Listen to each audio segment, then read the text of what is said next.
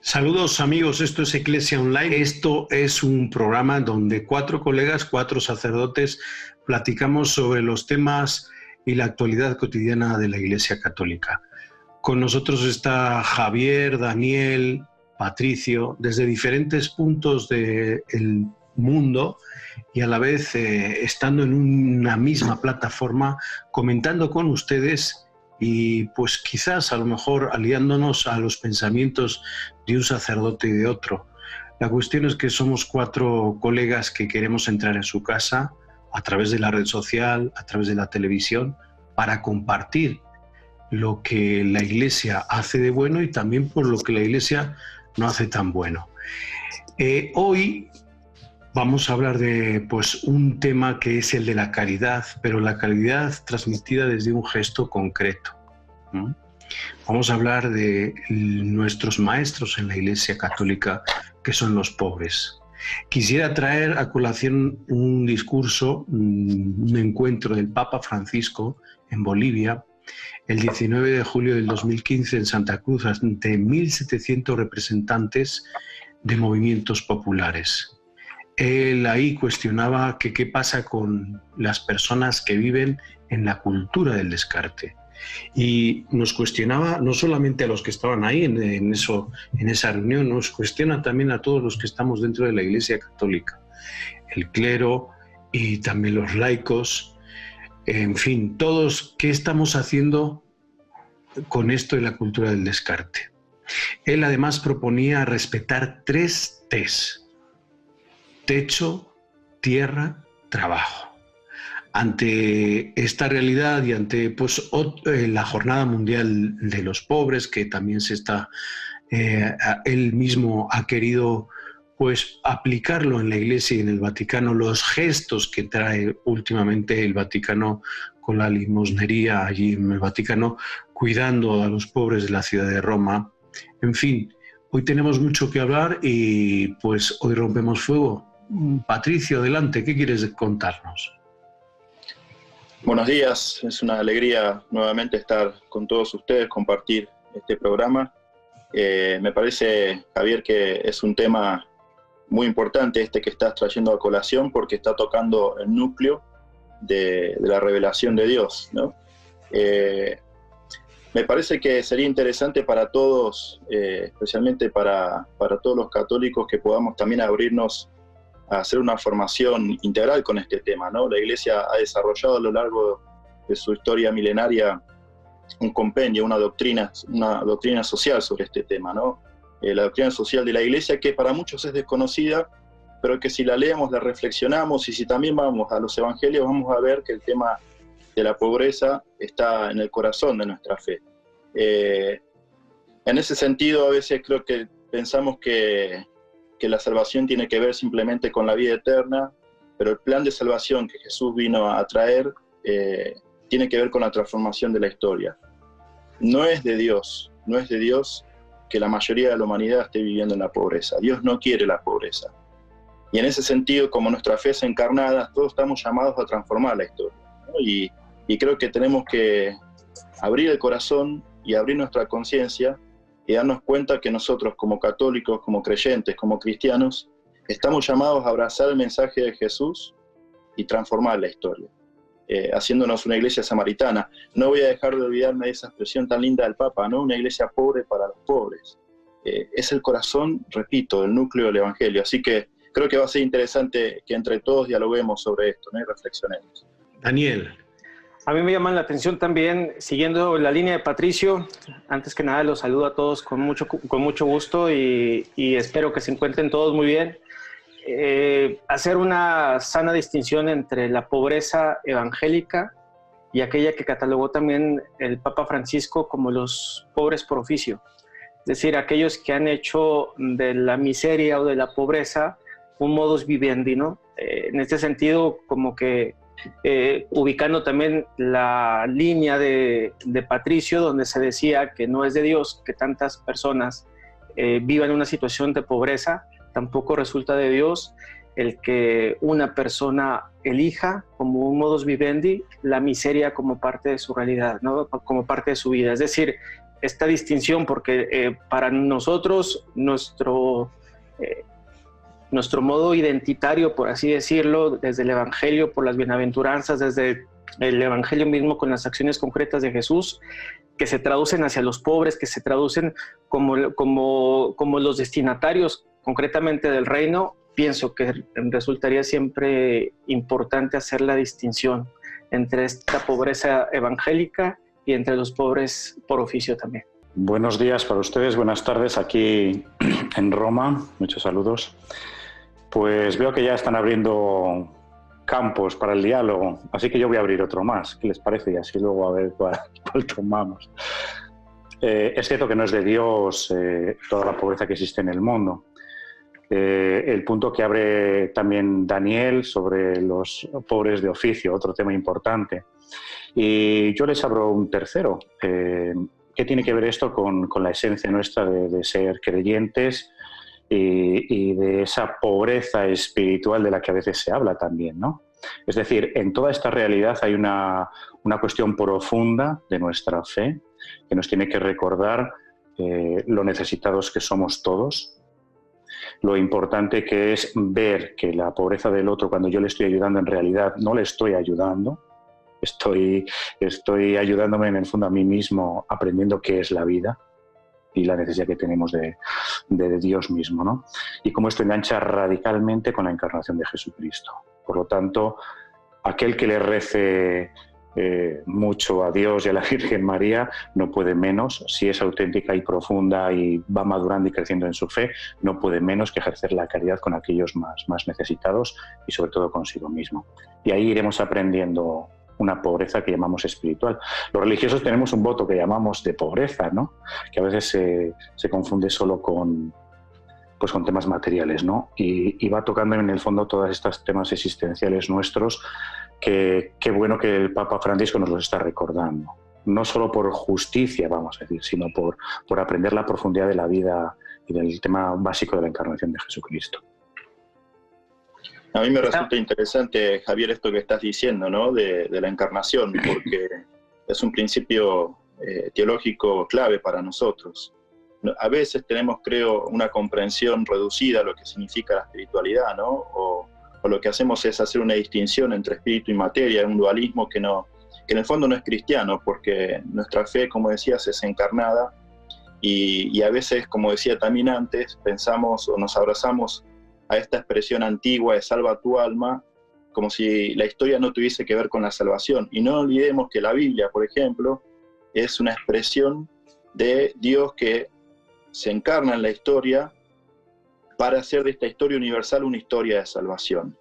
Y la salvación, como decía antes, no es simplemente la vida eterna, sino que es la salvación integral que Jesús vino a traer a esta historia, que él llamó Reino de Dios, que comienza en esta historia, ¿no? Que es un proyecto humanizador de una vida más digna para todos. Por eso, cuando vamos a los evangelios, vamos a ver que Jesús está todo el tiempo luchando contra el sufrimiento, contra aquellos que estaban descartados. Jesús siempre va a los márgenes, se acerca a aquellos que están sufriendo para devolverles la dignidad. Ese fue el ministerio público de Jesús, ¿no? Que él lo llamó Reino de Dios. Por eso, qué importante para nosotros como iglesia que seamos signo de este reino y que sigamos abrazando este ministerio de Jesús, ¿no? De ir especialmente a los descartados, a aquellos que están tirados al borde del camino. Una fe encarnada. Y si rezamos, nuestra oración tiene que ser de alguna manera para después esta creencia en este Dios de la vida se encarne en gestos concretos, ¿no es cierto? Así que, bueno, sigo sumando a la reflexión. Sí, nada más en esta línea de Patricio Javier, yo quisiera seguir también la línea del discurso del Papa le recuerdo, 19 de julio 2015, en una expoferia de Santa Cruz en Bolivia. Él decía en este discurso que la distribución justa de los frutos de la tierra y el trabajo humano no es mera filantropía, es un deber moral, ¿sí? Y a veces confundimos esto de la solidaridad nada más en dos versiones, ¿no? Primero, en una filantropía. Yo, bueno, pues ayudo y doy esta limosna y me quedo tranquilo, ¿no? Teniendo quizás a los trabajadores maltratados y con un mal sueldo. Esto es por una línea. Pero también está la otra, Cuando hablamos de pobreza, sobre todo los que desde, vamos a decir, entre comillas, clericalismo, desde los sacerdotes, nosotros 4 que estamos aquí, y hablamos de pobreza y vamos con estos discursos, hay una iglesia que tiende a señalar como los curas rojos, ¿no? Los curas de la liberación. Como que se quiere callar la voz de la pobreza, como callando la voz de la propia conciencia con estas falsas teorías que han corrido por dentro de la Iglesia. Y creo que, como dice el Papa, esto es un deber moral. No podemos permitir los católicos estar indiferentes ante una realidad de pobreza que hay en toda Latinoamérica. Daniel. Sí, a mí me llamaba la atención en este mismo discurso porque creo que ponen en evidencia cuál es mi posición de frente a la pobreza. Pienso 2 cosas. Una, ya la señalaste tú con el discurso, que es la parte filantrópica. Es decir, si yo tengo de frente a mí una realidad de pobreza que para mí genera una posibilidad de solidaridad y por otro lado de dar algo, para mí de dar algo para los otros, pone en evidencia cuál va a ser la posición de la persona de frente a la pobreza. Lo que quiero decir es que siempre será importante que valoremos o analicemos cuál es mi posición de frente a la misma. Pienso entonces que una puede convertirse en un discurso filantrópico, otra puede convertirse en un discurso muy narcisista. Ya lo empezaban a comentar allí entre Javier y Pato, el hecho de que haya personas que solamente quieran dar por mostrarse o dar lo que les sobra. Dentro de la cultura del descarte y desde un fenómeno muy narcisista, dar lo que me sobra es dar lo que me estorba. Entonces le doy al otro lo que me estorba, lo que ya no quiero, lo que ya no me gusta, lo que está roto, lo que ya usé demasiado, entonces lo doy hacia el otro, etc. Y creo que una tercera opción, que resulta siempre a la que estamos invitados los cristianos, es nuestra reacción evangélica de frente a esto. Creo que nuestra reacción de frente a la pobreza tendría que ser dar lo mejor de nosotros de frente a las personas que tenemos. Hablo, de la pobreza, como ya lo has señalado tú, Acero, no tanto desde un punto de vista material solamente, sino de la pobreza en término más amplio. Quizá los pobres viven en nuestra casa.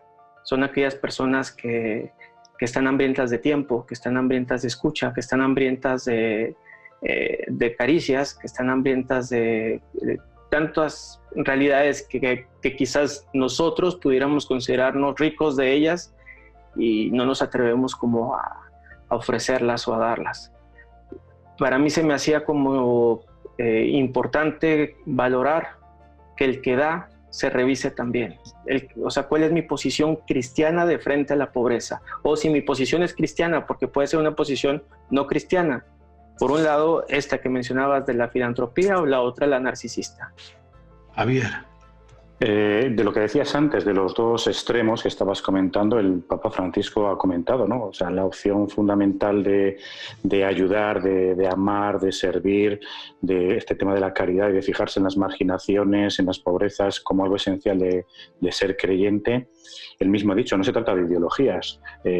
Ayudar a un pobre no es un tema de comunismo, no es un tema ni de ideologías, ni de políticas, ni nada, es puro evangelio.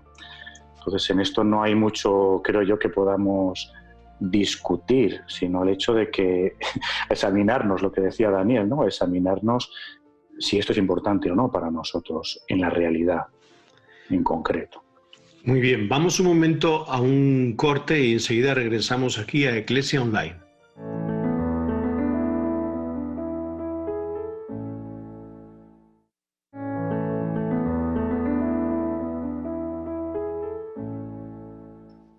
Regresamos aquí a Eclesia Online, 4 sacerdotes platicando sobre diversos asuntos y acontecimientos de la Iglesia Católica, abriendo nuestro corazón y entrando en sus casas, orando también unos por otros. Estamos hablando de un tema esencial en este pontificado del Papa Francisco, que es la atención a los pobres.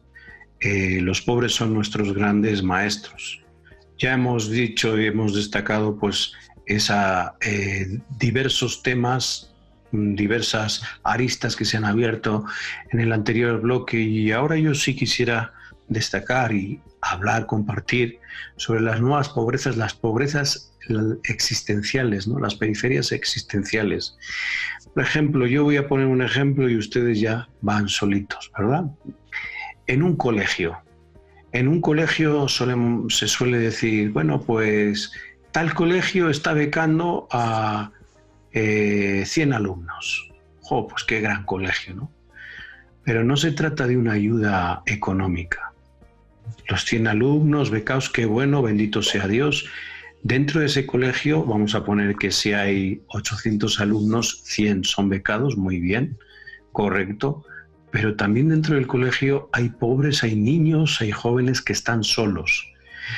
Dentro de ese colegio no solamente se tiene que becar, sino también hay muchachos que les está costando el aprendizaje por problemas emocionales. Esos son los pobres en el colegio. Esos son a los que tenemos que mimar, cuidar. Esos son nuestros maestros. Y así como pongo esta realidad en el colegio, puede ponerse en otras muchas que a lo mejor ustedes también han vivido. Así que abrimos el micrófono y quien rompe fuego. Quisiera yo decir un ejemplo que en la práctica clínica lo vemos mucho, y es darnos cuenta que como personas, como ciudadanos en este momento nos estamos encontrando mucho una pobreza existencial, siguiendo también tu línea, que le llamamos en clínica la anedonia, es decir, pérdida de placer y pérdida de gusto de hacer las cosas que habitualmente hacemos. Hablo de esta como una pobreza existencial porque qué terrible hacer de la vida diaria un pesar, cuando no disfruto lo que hago, cuando no siento como el coraje, la parresía, ¿no? La fuerza, el dinamismo, el levantarme en la mañana con el deseo de que avance el día para hacer lo que deseo habitualmente, ¿no? Por el contrario, padecerlo, vivir la insatisfacción de que tengo que hacer las cosas, aparentemente funciono, aparentemente hago las cosas, pero le pierdo el necesario placer que esto tiene. La anedonia es en la parte clínica en este momento una de las sintomatologías que nos visitan demasiado. Jóvenes que tienen que ir a la universidad porque les toca, es la edad, pero no saben qué elegir, pero no saben qué es lo que les gusta. Qué tragedia no saber qué es lo que me gusta. Lo considero una pobreza porque creo que es una riqueza siempre la elección que hacemos de aquello que nos gusta. Si yo no hubiera elegido ser sacerdote como algo que a mí me apasionara, como algo que a mí me fascinara, que soñara yo el día de mañana con serlo, qué tragedia hoy vivirlo de esa manera. Por eso creo que la pérdida de placer en este momento va siendo uno de los fenómenos que resultan más habituales en la práctica, en los hogares, con nuestros jóvenes y con las personas que salen a trabajar sin el gusto, la fuerza, el dinamismo, sino con la pesadez, la monotonía, la tragedia de vivir el día a día sin el más mínimo gozo de hacer las cosas. Pues viendo un poquito como estas periferias existenciales de las que habláis, Javier, Daniel, no sé, a mí me vienen a la mente pues una serie de experiencias personales, ¿no?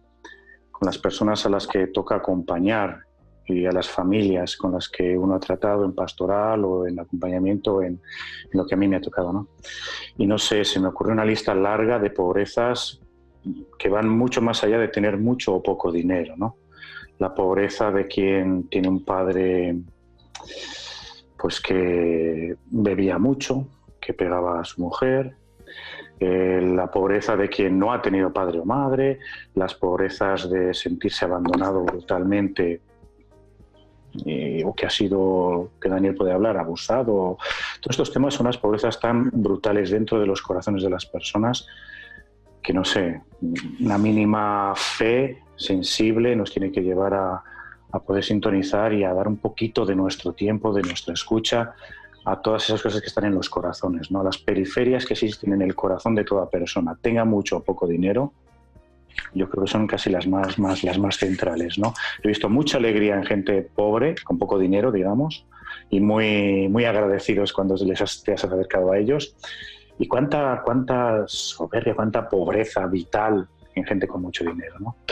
Pero las experiencias vitales que hemos vivido a lo largo de la vida son pobrezas que han mordido el alma y el corazón de tantas personas. Yo ahí sí creo que podemos sintonizar todos mucho y seguro que tenemos muchas experiencias por ahí. Sí, me gustaría aportar un pequeño testimonio.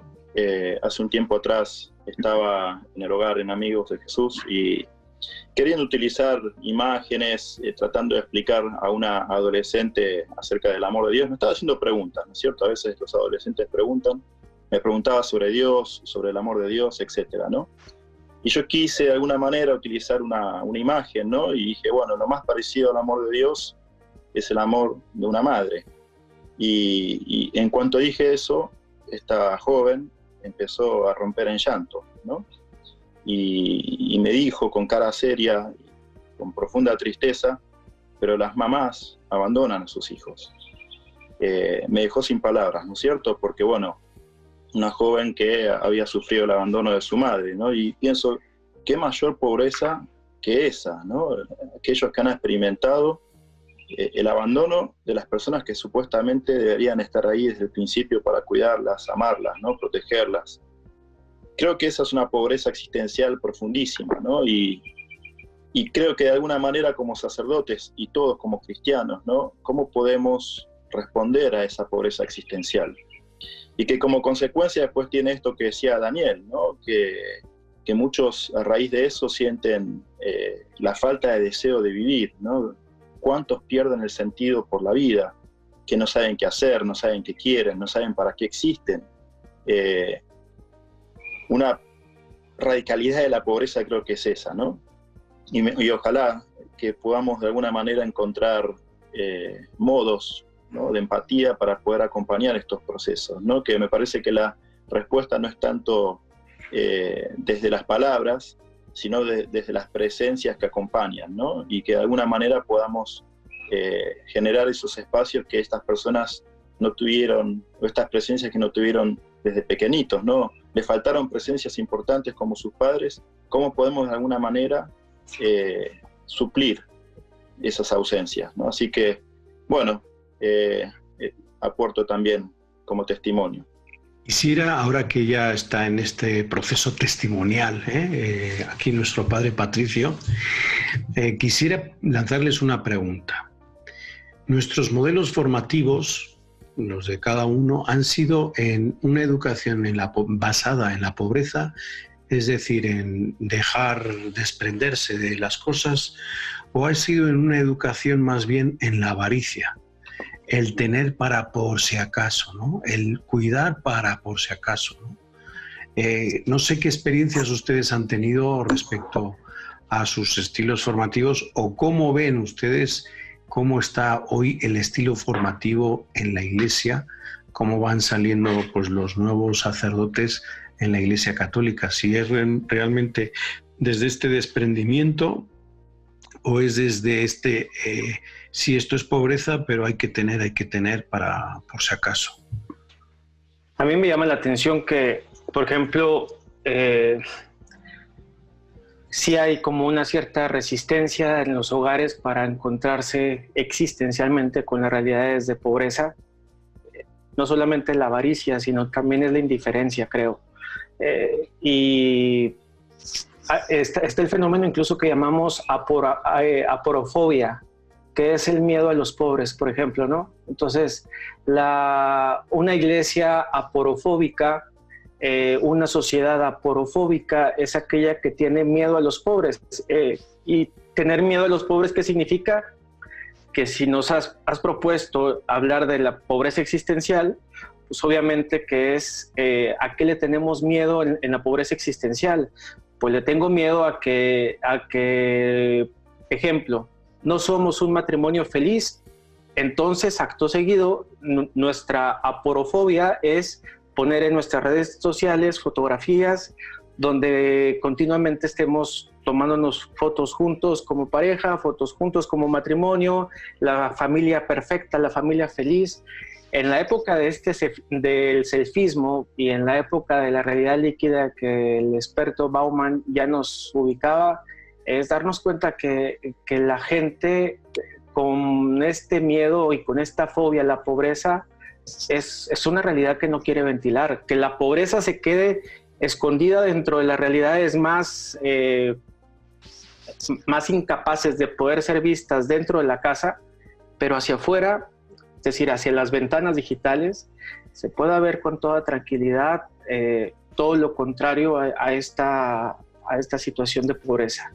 Creo que si en la iglesia nos ocurre lo mismo, que la sociedad está viviendo como este fenómeno contrario fóbico a la pobreza, pues obviamente que intentaríamos mantenernos siempre como ajenos a una realidad de pobreza concreta. Pues a mí, ¿cómo te diría? Preguntas por cómo hemos sido formados en este tema, ¿no? A mí se me ocurrían, en cuanto estabas hablando, como dos ambientes. Uno, el mío familiar propio, y otro, pues el seminario, cuando entré y pues cómo me fueron formando, ¿no? Para ser religioso, sacerdote, en este tema de la pobreza. Pues no sé, creo que he recibido, o me ha tocado más el corazón, lo que he vivido en mi familia que lo que recibí en el seminario. Sin despreciar nada, porque toda la formación pues fue buena, vamos a decir, ¿no? Pero en el seminario nunca me faltó nada. En mi casa tampoco me faltó nunca nada, pero la diferencia estaba en que en mi casa nunca hubo cosas de más. Mi padre tenía 2 trabajos para poder llevarnos a todos a un colegio, para poder alimentarnos a todos, nunca nos faltó nada. Pero eso es lo que a mí me ha marcado, es lo que el ambiente en mi casa, que vamos a decir, nunca me ha faltado de comer, nunca. Pero ese sacrificio, ese amor, esa dedicación familiar, etcétera, eso yo sí lo llevo mucho más marcado que muchas de las enseñanzas, a veces muy teóricas, que recibí en el seminario, ¿no? Yo creo que el enfoque que a mí siempre me ha gustado, y a lo mejor por eso soy Agustino Recoleto, es el de lo que habla San Agustín, ¿no? O sea, no se trata de tener muchas cosas, eso no da la felicidad, sino de necesitar poco. Cuantas menos necesidades tengamos, pues seguramente vamos a ser más felices y podemos irnos a lo más fundamental. Esa sería la pobreza que a mí me gustaría ir viviendo, que creo en mi familia se me enseñó de manera no teórica con estas palabras, pero sí con lo cual yo puedo dar muchas gracias a Dios por una familia que se sacrificó mucho, ¿no? Y me gustaría poder dar de lo mío para sacrificarme por otras familias que también pueden estar necesitando, ¿no? Creo, Javier, que ahí diste como en la tecla, ¿no? Para un criterio de discernimiento. Todos nos podemos hacer esta pregunta, ¿no? ¿Qué significa la pobreza evangélica? Que lo estabas diciendo, que es vivir con lo necesario. Y la pregunta entonces es, ¿qué significa para mí vivir con lo necesario en mi realidad de familia, ¿no? En este contexto en el que vivo, en mi barrio, con mi familia, con mi trabajo, etcétera, con la cantidad de hijos que tengo? ¿Qué significa vivir con lo necesario? Así que dejo esa pregunta, yo me la hago a mí mismo como sacerdote. ¿Qué significa vivir con lo necesario como cura, ¿no? Así que bueno, ojalá que todos podamos descubrir y tener una respuesta ante esto. Bueno, pues entonces sí respondo yo también. En esto es el mismo criterio, la familia, el sacrificio. La verdad que nunca me faltó nada y muy agradecido. Pero sí, donde realmente se inculca todo esto es en la familia, ¿no? Luego, como en la institución, en la vida religiosa, lo bueno y lo que te va purificando es irte trasladando a otras comunidades, ¿no? Porque al final lo que tienes o se queda en la comunidad o todo se va al seminario y llegas a otro sitio y estás igual, pues bueno, vas comprando algún librillo para consultar y tal, te vas de esa comunidad y lo mismo, queda en la comunidad o se va al seminario, ¿no? En una actitud de desprendimiento. Quizás el peligro que tenemos son las seguridades que hay detrás nuestras, las instituciones, ¿no? Llámese orden, congregación religiosa, llámese diócesis o arquidiócesis.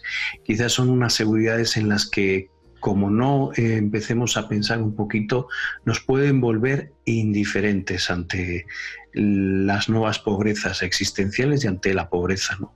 Yo siempre digo que los pobres son nuestros grandes maestros y la experiencia que tuve, sobre todo en hospitales, 13 años allá en el Hospital General, Centro Médico Infantil en la Colonia Doctores, la experiencia con los alumnos de Vespertina en Querétaro, ¿no? Bueno, pues yo creo que eso es lo que al final enseña a vivir, pues con lo necesario. Todo lo demás va sobrando, el ser sensibles. Nos tenemos que ir, el tiempo pasa, la televisión es así. Muchísimas gracias a los tres por este espacio, por compartir. Gracias a ustedes por seguirnos a través de la red social, a través del canal de televisión. Nos seguimos viendo. No se olviden de una cosa. Qué hermoso sería si los pobres ocuparan en nuestro corazón el lugar que tienen en el corazón de Dios. Hasta la próxima.